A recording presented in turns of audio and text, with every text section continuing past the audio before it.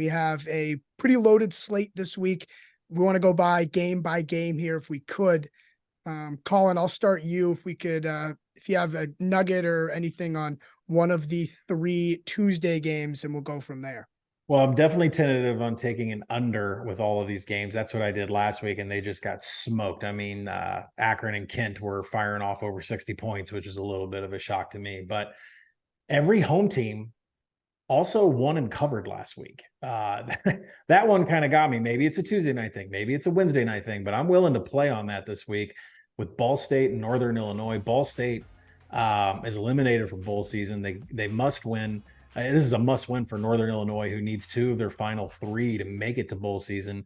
And the Huskies, they didn't even attempt to play in the first half last week. Like, they were arm tackling. They were just olaying guys through. Then they showed up in the second half against Central Michigan. They scored 28 points. This is a good football team, I guess, whenever they decide that they want to play. They lost by 6 last week, so now they're really under the gun against a team that should be completely lifeless. I make it 7. I think the spread is a little bit too high, but considering what MAC teams are doing at home so far with this really small sample set, I'll probably go Northern Illinois in the first half, which is at 5.5. I think this might come creeping down from 10 on the game, so I think I'm going to wait, but it will be Northern Illinois in the first half or full game. Yeah, Northern Illinois laying 10 right now. Stuckey, any thoughts on this game? Yeah, I actually would disagree. Ball State was a buy-on team for me. They had a really tough opening season schedule. They played Kentucky and Georgia, so they got really beat up to start the year. But they went to their third quarterback, Kelly, who was more of a runner, and they run just like this really basic read option. They have a really good running back in Cooper, one of the best in the MAC. And look, it's not, they don't have many weapons on the outside. They also lost Brady Hunt, their best tight end for the season. But I think leaning into that running game was the right idea with Kelly, who has wheels, and he looked more comfortable in running the offense. Made some throws last week against Ball State against Bowling Green in the 3-point loss.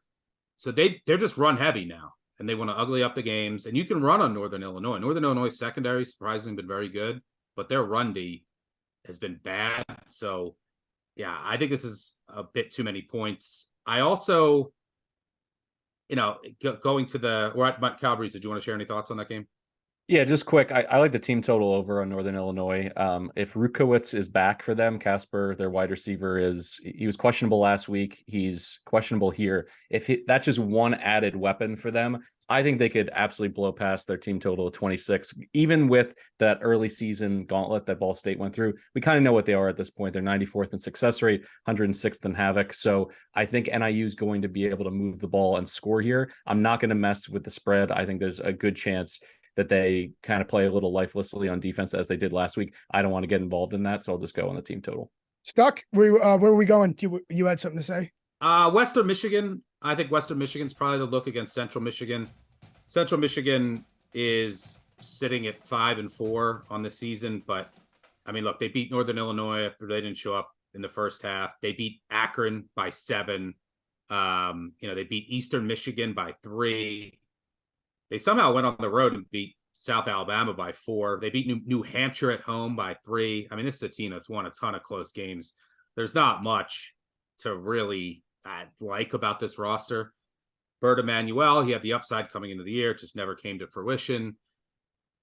This Western Michigan team, they lost so much from last year, and they had a new head coach, so it was a struggle early in the season, but they played a lot better of late. They lost by 13 at Miss State, lost by 13 Miami of Ohio, like showing signs of get better, and then they almost beat Ohio, and then they just absolutely destroyed Eastern Michigan. Not this past Saturday, the Saturday before, or was it like this Saturday? I'm losing track of dates. I think it was last Saturday.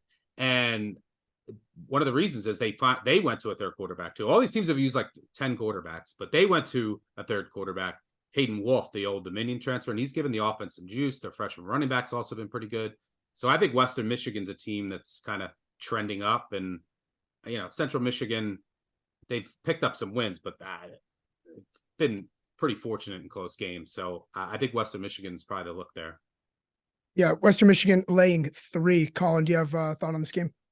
The under for me, I said I didn't really want to play any unders here. It's a number that I make at 48. And I think the Central Michigan total in their game last week is completely fraudulent because Northern Illinois literally did not want to play once they saw the snow on the field last week. So I do like the under here, but I'm going to check the weather, make sure this isn't a thing where the kids just don't want to come out and get out of their coats and play, because that's what happened last week. But yeah, make the number 48. That was also just a classic snowbird, like slippery Yeah. conditions. Yeah, it's that's what happens in the MAC, but there's not supposed to be any weather for what it's worth. I mean, tomorrow night or tonight and Tuesday night in Kalamazoo, it's going to be 40 degrees. Yeah, I would be a guy that would want to just keep my jacket on a Tuesday night. Calabrese, any thought on this game? This one's a pass for me. I guess if I'm just looking at the value, maybe the Chips money line, just because I know that at least they can run and hit the home run on the grounds. Luke said 202 last week. Bauer can really run. But outside of that, I kind of agree with Stuck's assessment where, if you flipped one or two of those one possession games that they had to win, like their whole season, the outlook is completely different. And Western, I agree, it's kind of hidden in the box score and the fact that they're still losing by double digits in some of those games, but they have played a lot better. So just from a value perspective, if it was like plus 150, maybe I'd consider the Chips, but outside of that, it's a pass. Gotcha. All right, my inner Reese Davis here, as I tell us quickly here. Ohio is laying 7 at Buffalo. Collin, quick thought. I think the number's a little bit too high. I think it should be 6. Can you back Buffalo? It's a little scary to do that. I would say they're going to be able to probably limit Ohio in points. I don't know what's going on with Ohio. They were kind of embarrassing against Miami of Ohio. I don't know where they're at with that explosive offense. So I would say Buffalo at 7. Stuck? Yeah, I agree. I'll probably be on Buffalo, and I hate this Buffalo team. I fade them a lot. I think they're terrible, but this should be a lower scoring game. Don't hate the under. Buffalo has no explosiveness whatsoever. They also do a good job of limiting explosiveness. Ohio has no explosiveness either in their offense. This offense is broken. I don't know. Their running back carries distribution doesn't make any sense to me. And I don't know why Allison gets so many carries, but they lost Jacoby Jones early in the season to a season-ending injury, and he averaged, I think, like 18 yards per catch last year, and right around the same amount this year. And that took away all of the explosiveness in the offense. He was the deep shot. He opened up everything underneath for Wiggles and company. And now, Ohio can't really run it, and they have nothing downfield. So everything is in this box, and it's all up to the Maple Missile Rourke to get it done with like short passing, and it's just not an efficient offense right now. The defense has been pretty good, but I think that they're a bit overrated in that aspect as well. Buffalo has to win out for bowl eligibility.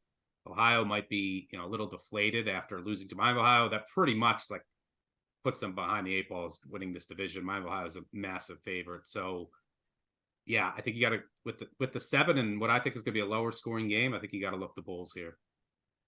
Calabrese, you're the caboose. Yeah, this is a letdown spot for Ohio. I'll take Buffalo first half plus 3.5. Their defense is actually rounded to pretty decent shape. And I agree, like when I watch Ohio, the way that they run their offense, given the skill position players that they have, just doesn't make a lot of sense in terms of what they put on the field and how they utilize players and how they string together plays for drives. Like this is a team that won 5 in a row this year. They beat Iowa State. But I have to like put all that aside and just look at the last couple of weeks. There's just something wrong with them. And mentally, it can be very difficult to know that you had the East up for grabs against a backup quarterback at Miami of Ohio and you laid an egg. So I'll go ahead and take the Bulls plus 3.5 in the first half. That is the Tuesday MAC slate. As we go through here just real quick to Wednesday. Collin, I'll let you get first dibs on a game on the Wednesday slate.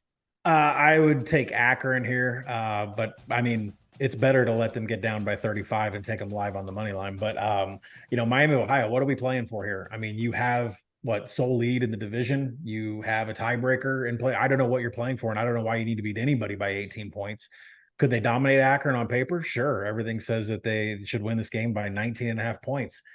I'm not sure why they would want to have all their starters out there and be beating somebody by, 3 scores at this point in the season. So for that reason alone, I think Akron has some value. Yeah. Miami, Ohio laying 17.5, 18. Stuckey, do you have a thought on this game? I don't know how Akron scores. The Miami, Ohio defense is legit. So yeah, I would and totals 42. I can't play an Akron under.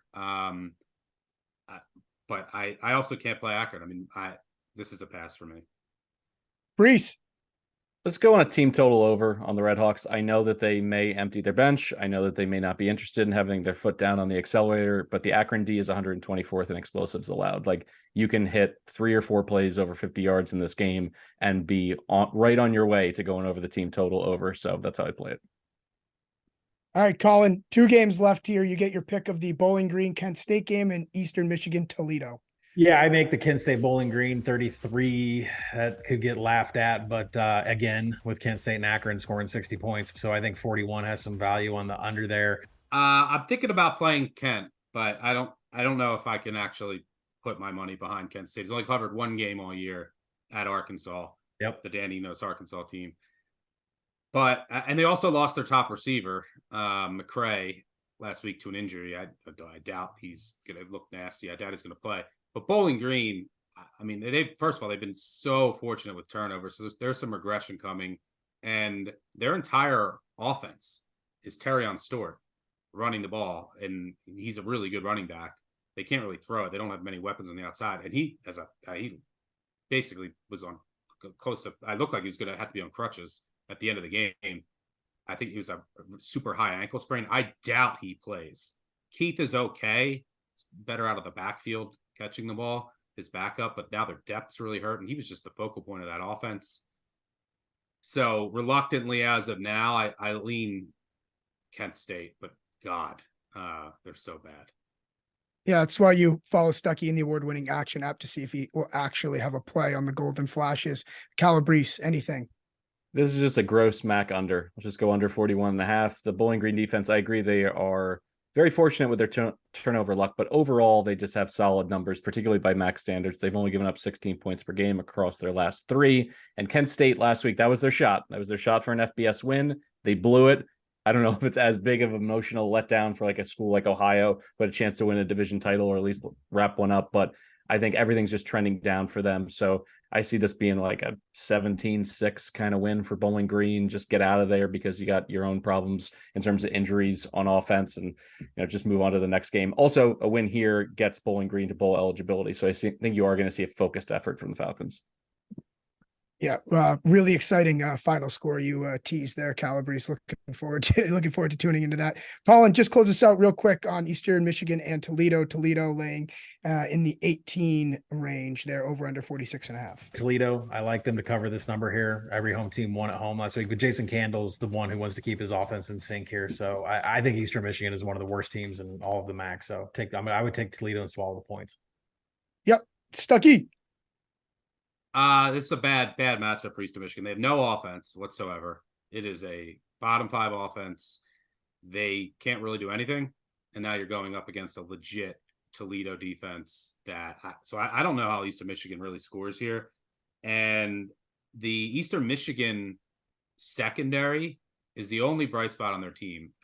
Scandrett at safety, Shine at corner, and they have this kid, Daquan Wright, I think his name, is a true freshman. He's been graded out as one of the best corners in the country. He's been fantastic. So their secondary has been pretty good. Everything else is bad. I mean, everything. But Toledo wants to run the ball, and you can run all over Eastern Michigan. So they should be able just to run down Eastern Michigan's throat, hit a bunch of explosives in that aspect as well. I know Chris Creighton's, their Eastern Michigan's head coach, is good as an underdog. They're well coached because they won't get a ton of penalties. They're good on special teams, but they're just overmatched here. I don't know how they score, and I don't know how they stop Toledo's rushing attack. Calabrese, can Eastern Michigan score? No, which is why I'd look for them on a live number. If Toledo scores first, field goal, touchdown, maybe I'm interested, because you got to remember, this is a Rockets team that's 2-3 against the spread in MAC play. They're 8th against the spread in terms of margin in the MAC. They fall below the closing number by 4 points per game. So Candle and this team historically, they have their mess around game every so often in MAC play, and they're already not just an ironclad lock as clearly the most powerful team in the conference to run away with games. But 18.5 is still not enough for this Eagles offense. It's a disaster. I don't see how they can even generate, let's call it 10 points in this game. So I got to get a nice juicy number on the live line, maybe an overreaction to an opening score for the Rockets. Nothing says Wednesday night like having the browser opened for live betting, Eastern Michigan and Toledo. So yeah, really exciting stuff.